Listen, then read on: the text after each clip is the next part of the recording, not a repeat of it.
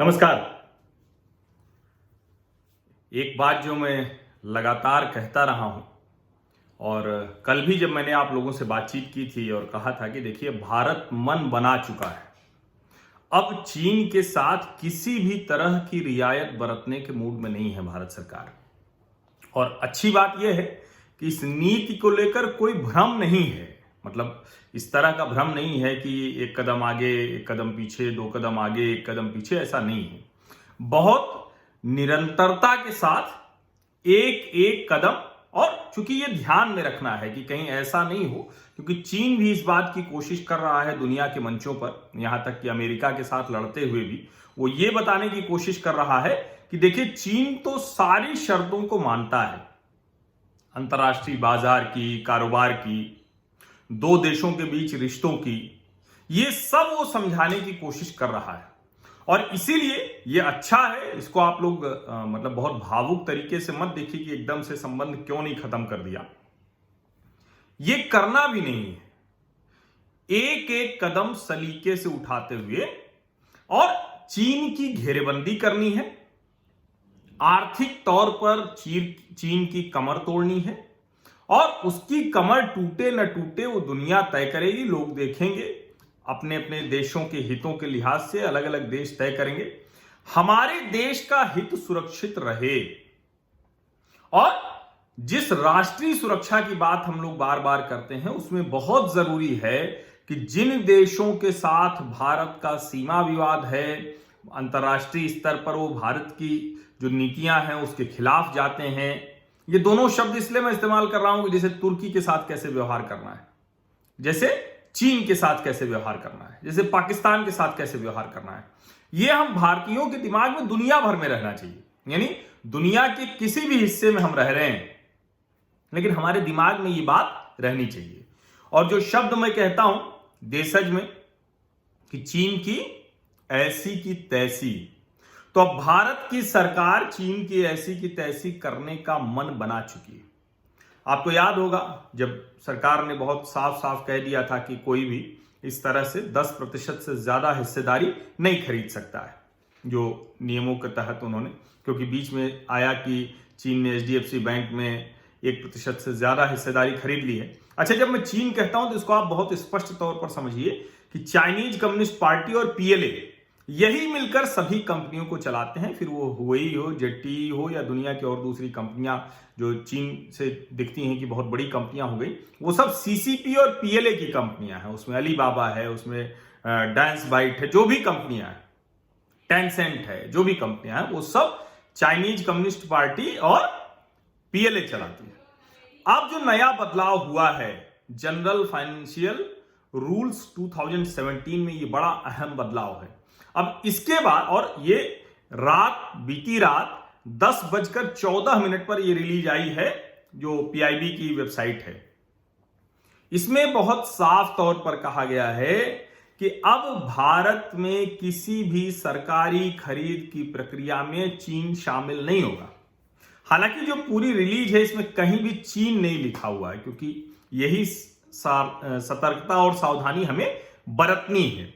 लेकिन जो लिखा हुआ है, जैसे जब उन्होंने कहा था कि जो आप कंपनियों में हिस्सेदारी जो खरीदते हैं, शेयर खरीदते हैं, तो 10% से ज्यादा नहीं हो सकता, तो उसके लिए उन्होंने कहा था कि भारत की सीमा जिन देशों से लगी हुई है, तो अब उसमें चीन भी आ जाता है क्योंकि उसने तिब्बत कब्जा कर लिया, तो वो सीमाएं लगी हुई हैं। और उसके अलावा भी अलग अलग जगहों पर भारत और चीन की सीमाएं जो हैं, तो उन सब के हिसाब से चीन भी उसमें शामिल हो गया। पाकिस्तान के साथ पहले से ही भारत सरकार ने ऐसे एहतियाती प्रबंध किए हुए हैं। अब सरकार ये कह रही है कि जिन भी देशों की सीमाएं लगी हुई हैं या जिनके साथ राष्ट्रीय सुरक्षा को लेकर कोई दिक्कत है, डिफेंस जो उसमें शब्द का इस्तेमाल किया गया है वो मैं पढ़ देता हूं। The government of India today amended the general financial rules 2017 to enable imposition of restrictions on bidders from countries which share a land border with Indian on grounds of defense of India or matters directly or indirectly related thereto, including national security. ये clause बहुत clear cut है कि जिन देशों के साथ ऐसा कोई भी हमारा खतरा है, राष्ट्रीय सुरक्षा को खतरा है, हमारे देश को खतरा है, उनके साथ उनको हम किसी भी तरह से हमारी सरकारी खरीद में हिस्सा नहीं लेने देंगे।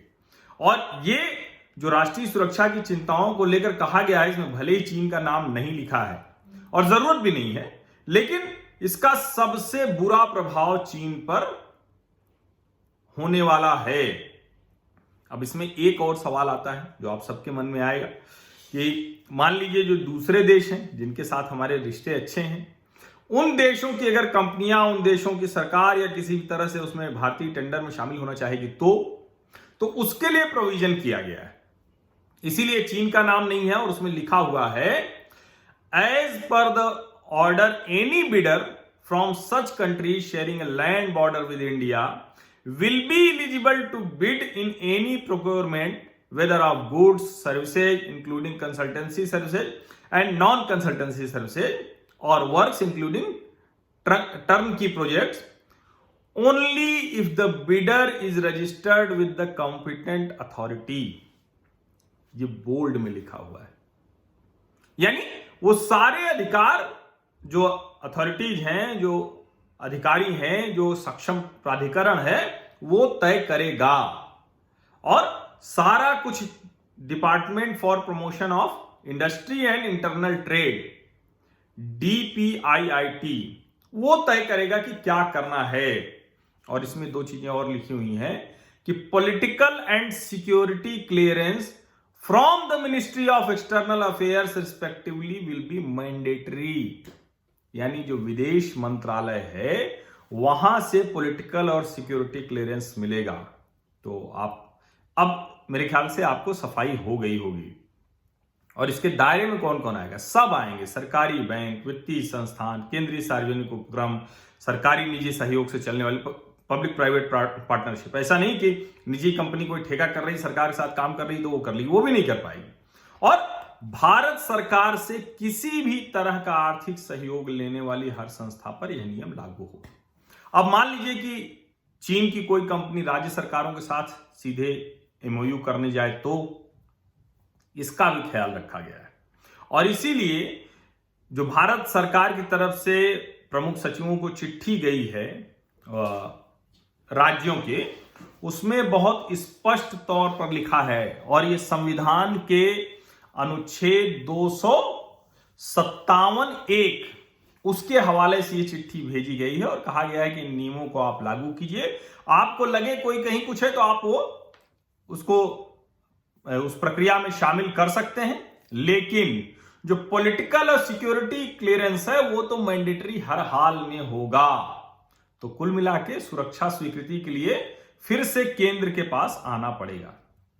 एक छूट और दी गई है, वो छूट ये है कि चूंकि चाइनीज वायरस का समय है, महामारी की स्थिति है, तो मेडिकल इक्विपमेंट, हेल्थ, बहुत सी ऐसी चीजें हैं 31 दिसंबर 2020 तक। लेकिन उसमें भी जिन देशों को भारत सरकार ने कर्ज दिया है या किसी भी तरह की असिस्टेंस दे रहे हैं, वो विकास का काम हो सकता है, कोई डेवलपमेंट असिस्टेंस का काम हो सकता है, उनको ये छूट मिली हुई है। और अब सबसे जरूरी बात कि मान लीजिए आज ये लागू हो रहा है, टेंडर निकल चुका है, क्या होगा? विज्ञापन आ गया टेंडर का प्रोसेस पूरा हो गया है, बिडर्स आ गए, उनका क्या होगा? एक दो चरण बीत गए, उनका क्या होगा? तब उन सब का जवाब बहुत साफ साफ लिखा हुआ है।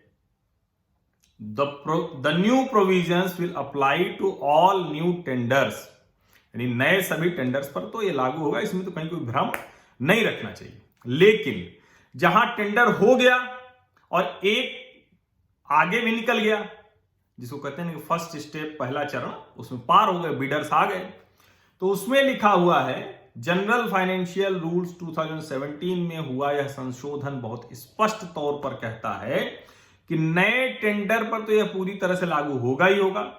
इसके अलावा जो टेंडर निकाले जा चुके हैं, जिन टेंडरों की पहले चरण की प्रक्रिया पूरी हो चुकी है, उन्हें भी नए आदेश के तहत टेंडर के योग्य नहीं माना जाएगा, जो इस क्राइटेरिया में आते हैं, इन शर्तों के तहत आते हैं, जिसमें चीन सबसे महत्वपूर्ण है।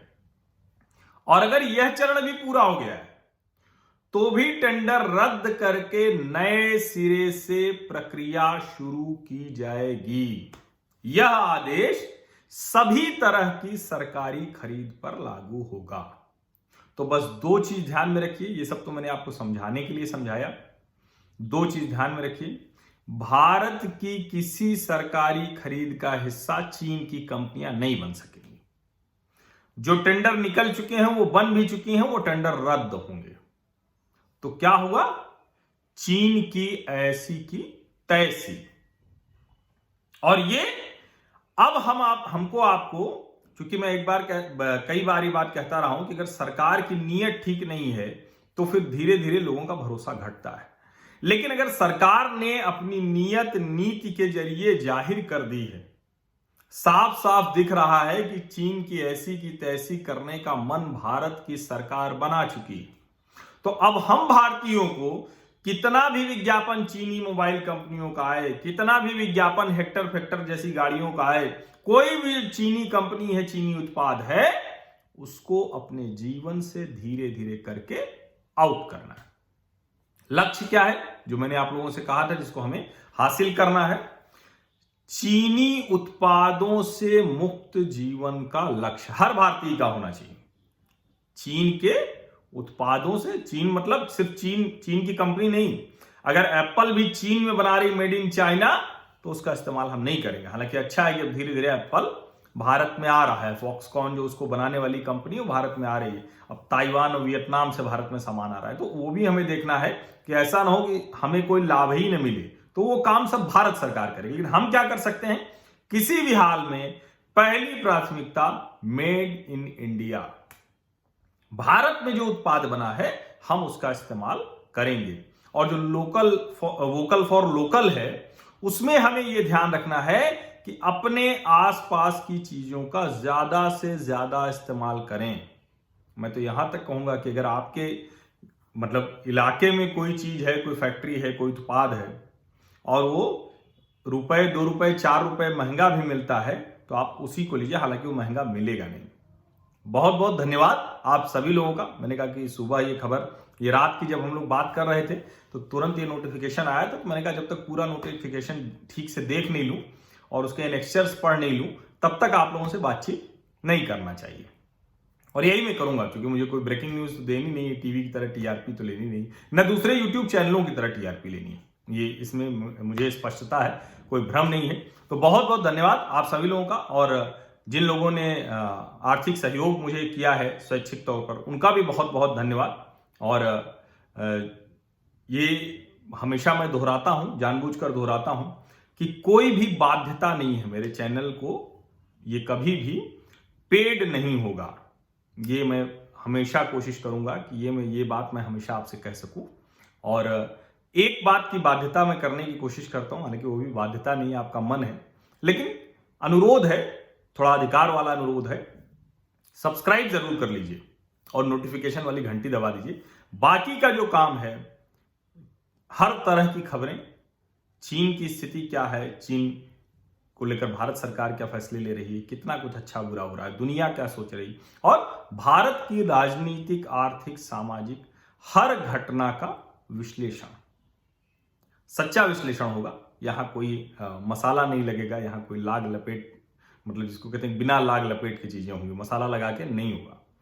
कोई मैं भड़काऊ बात नहीं करूंगा, विभाजनकारी बात नहीं करूंगा, सच को सच कहूंगा, बिना ये चिंता किए कि मेरे ऊपर कोई ठप्पा लगा लेगा कि आज आप इस पार्टी के लिए बोल रहे हैं, आज आप उस पार्टी के लिए बोल रहे हैं। मेरा काम ये सब नहीं है। मेरा काम है कि आपको जो खबरें हैं वो बताना समय से, और उनका सही विश्लेषण देना, सही दृष्टि देना, ये है। और इतना ही पत्रकारिता का मकसद भी होता है। बहुत बहुत धन्यवाद।